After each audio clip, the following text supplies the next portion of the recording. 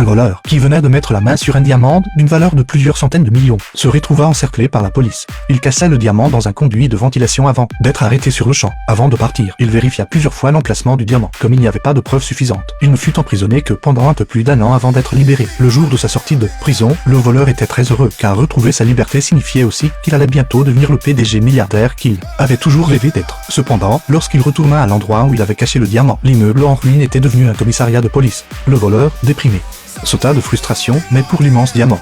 Il prit son courage à deux mains et entra dans le commissariat. En entrant, il réalisait qu'il devait passer par une porte d'accès spéciale pour atteindre l'endroit où il avait caché son diamant.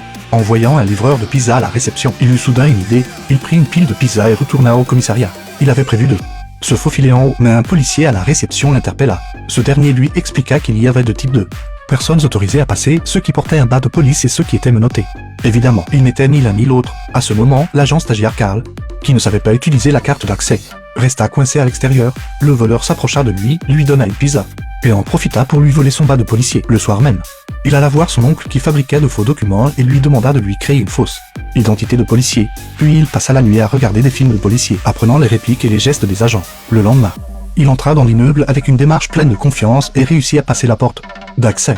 Mais dès qu'il ouvrit l'ascenseur, il tomba sur un groupe de policiers. Avec son instinct de voleur, il se sentit immédiatement hors de place. Il monta donc nerveusement au 3e étage et se dirigea directement vers les toilettes pour tenter d'entrer dans le conduit de ventilation. C'est alors qu'un prisonnier entra précipitamment et voyant qu'il allait être découvert, le voleur assomma l'homme d'un coup. Lorsque les policiers arrivèrent, ils pensèrent qu'il avait maîtrisé le prisonnier face aux questions du chef de la police.